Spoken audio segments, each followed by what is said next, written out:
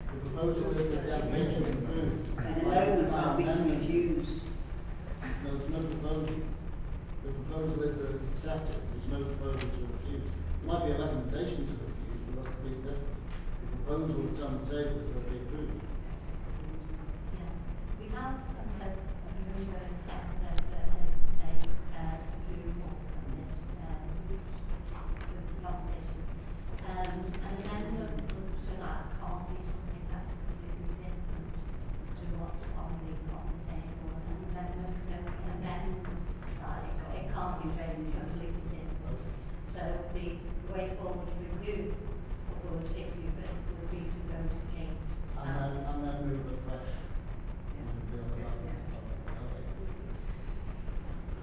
Are we all clear now? Yeah. Okay. So we're going to vote in favour.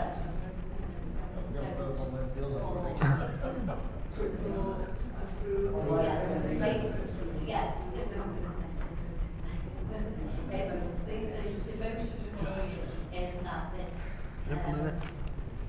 This application be approved. Proposed and it's been seconded. So, all those in favour, could you please show your hands?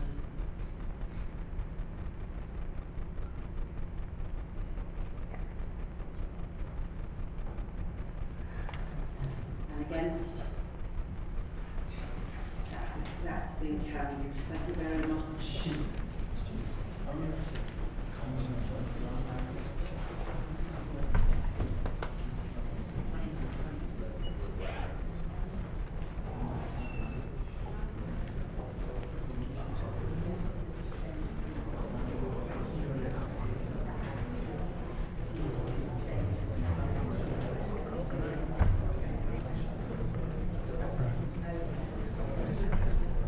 Go to number 10 now. Can we have the presentation? Sorry.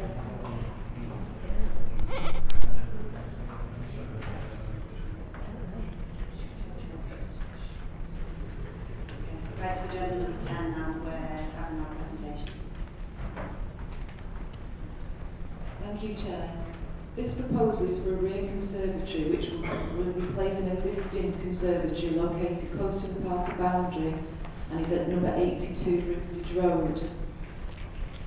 The new extension will project approximately 5.6 metres from the rear elevation, which will be 3.5 metres beyond the rear extension of the adjoining property at number 84.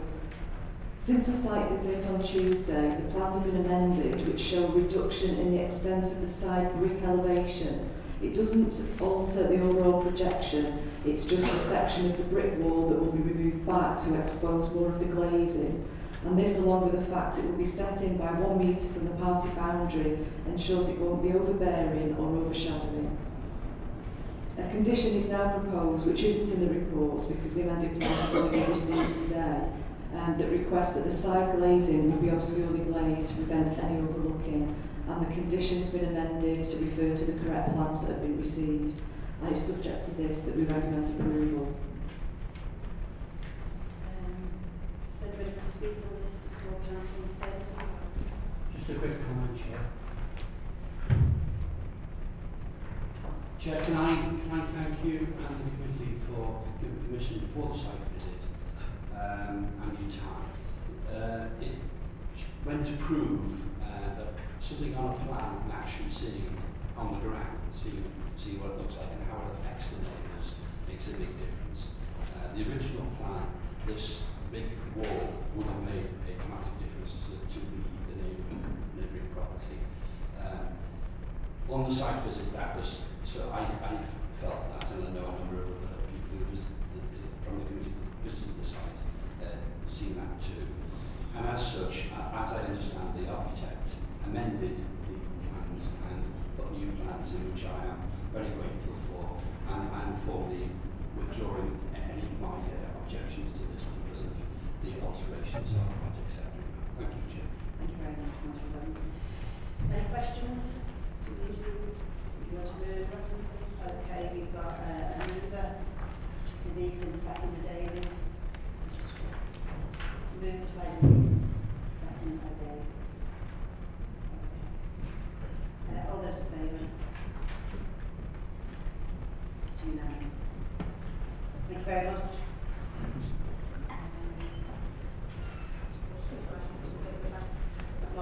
think we're going to go back to order as we know what there is.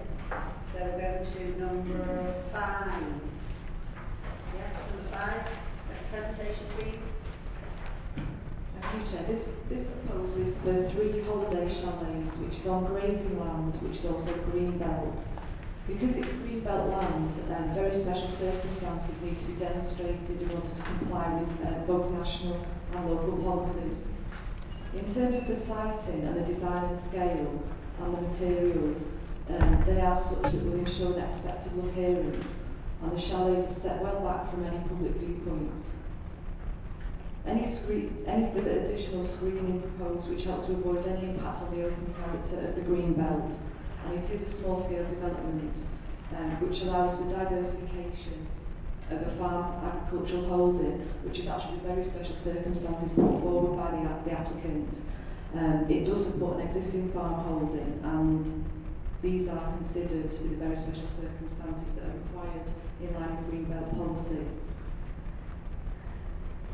It's considered that the siting and the low impact and small-scale development will not harm the openness of the green belt, and it's on this basis that we've recommended approval. Thank you, Sharon. There's no more counting for this. Any questions? Stuart? Sorry, David. Sorry, when I looked at the documents on the planning website, some drawings show 6, in fact. So the first question would be the condition number 2. Condition number 1 clearly says 3, so I understand there's obviously all sorts of change between those plans going in. Condition number 2, however, lists the plans and the code numbers, etc. So clearly there's an issue there. And my third point then would be clearly originally the developer had in mind 6. Giving permission for 3. And then maybe in 12 months' time we'll expect to see a little more for 3. Why have you gone from 6 to 3? Is this an incremental? You know how I hate this idea of incremental, let's bang another one, let's bang another one. Here is the design for 6. But if that turns to 3, can we expect a 12 months' time on 3?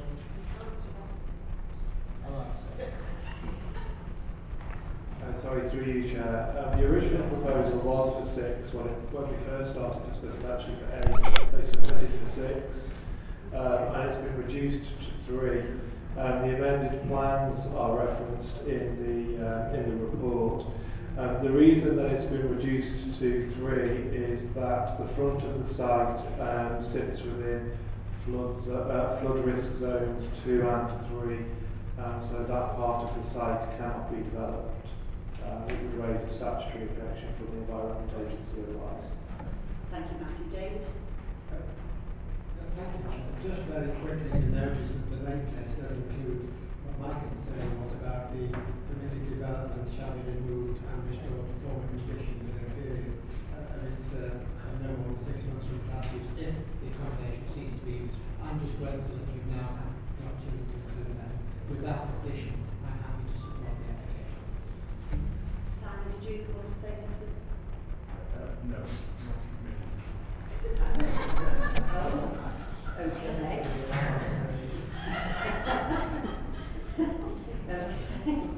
So the recommendation is to approve, because Simon will tell us what wasn't to approve. There's no more comments, no? Sure? Okay. The recommendation is to approve, so all those in favour of approval, please show. We need a motion for second. Sorry, Denise, I thought. I'll second. David and Joe. Sorry, all those in favour? Oh, sorry, and there's one against. Sorry, I've had a long day. Can you tell?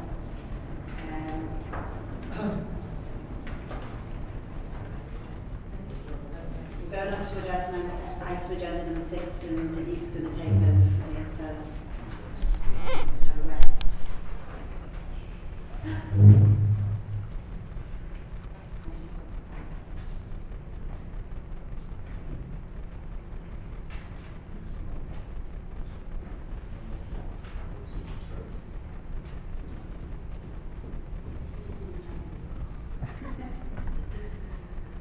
My name is Councillor Denise Reilly, Vice Chair of the Planning Committee.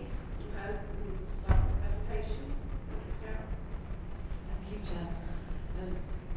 application is submitted in outline for an indoor skate park with ancillary facilities which include learning spaces and support for young entrepreneurs. All matters are reserved. The proposal is seeking the principle of the development. There is an indicative footprint which shows that a building of up to 6,000 square metres as proposed can be sited comfortably within the plot. The site is allocated as recreation development where the principle of this development is acceptable. However, as contained in the report, notwithstanding this, the National Planning Policy Framework does state that sports facilities should be located within a town centre location. And as a result of this change in policy, the applicant has submitted a sequential approach and carried out this sequential test, which has looked at other alternative sites which can't be accommodated comfortably of a development this size and with the facilities that are proposed within a town centre.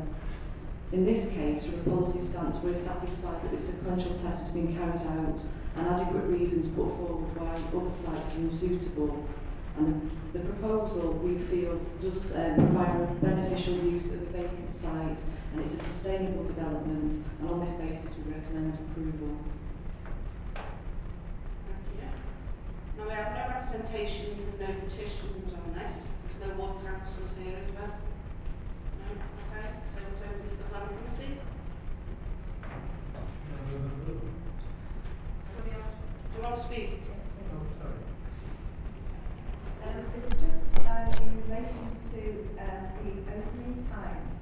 It was just for a point of clarification, really. I know that it's open Saturdays and Sundays until 7 o'clock in the evening. However, Mondays and Fridays it's until 10:30. Given the need for children of this age to have somewhere to go over the weekend, I was wondering why there was a limit to the time. Through you, Chair. These are the hours that were put forward by the applicant, so it's just a condition just to limit them to the use that's been applied for. So can I just ask if they wanted to in the future, they could extend their hours by coming back to the families? Councillor Bold. Thank you, Chair. It's one of these situations, indoor skate park. We've all wanted one. I think everyone requires one. But the old argument is, now in my back garden, and you go right across the world, and it's the same thing. We need one, but not in my back garden. I'm quite happy to accept this, Chair. Thank you. Is there any other questions from anybody? Sorry, Chair, I've just got one more question. In relation to some of the trees that are being moved, given that this is in the area of the Birkenhead, I was just wondering whether the trees could actually be replanted to compensate those that have been taken.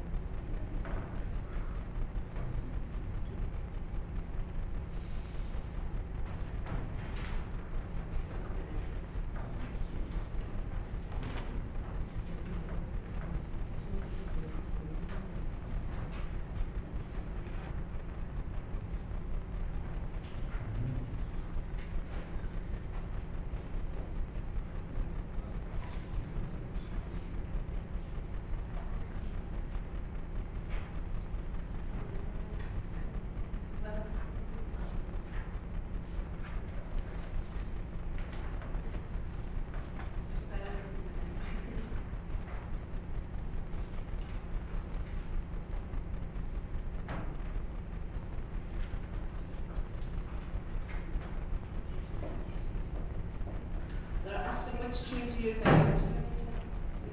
Sorry, I'll have to go back through everything. What section are you looking at now? It just actually says, whilst on page 38 it says, whilst vegetation would be removed from the site, it is not considered that there are trees of maturity or amenity value that might require consideration under UDP policy GR7. But my point here is regarding the issue. Thank you. Sorry, through you, Chair. As I understand it, those trees are scrub trees. You know, they're self-seeded. They have no special amenity value, and as such, it wouldn't warrant a condition requiring them to be replaced. Any more questions? You're done? Okay, recommendation is for approval. Could I have a proposer? Joe Walsh. Second. Oh, sorry.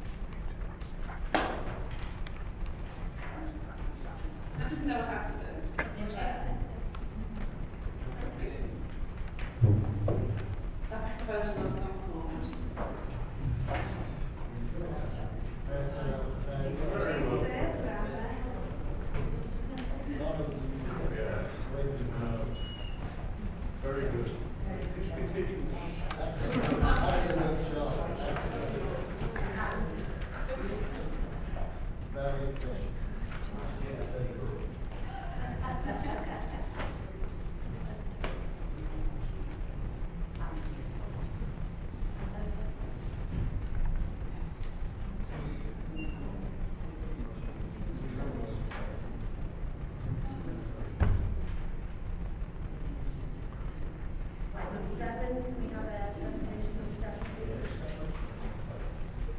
Thank you, Chair. The proposal is for play equipment to be sited within the existing sitting out area at the River Bells pub. The site is within West Kirby Conservation Area where development is permitted, where the visual and operational impact don't impact on the characteristics of the conservation area or affect the views in and out of it. The introduction of play equipment into an existing sitting out area would not impact negatively onto the conservation area, and the proposed materials are sympathetic and fit in comfortably in the area. There is no issue over the use of the equipment as the site is an established public house. Therefore, it's operational development, not an issue of use, and there's no increase in any noise or disturbance as a result of the play equipment. The proposal complies with relevant policies and I recommend approval. Holiday Road Council.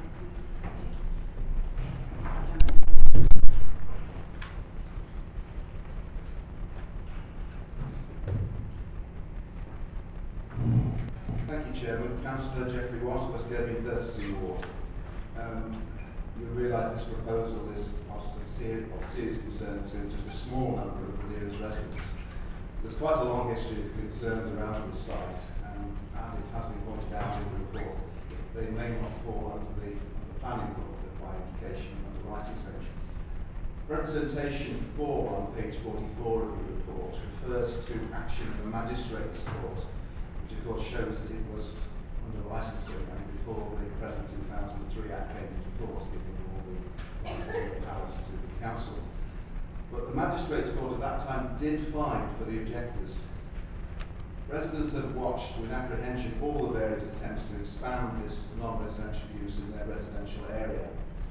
Their complaints in the past have included loud voices and foul language, despite the distances involved.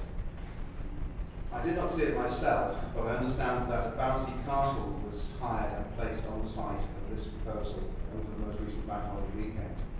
Residents' fears over this proposal were not allayed by that. I do not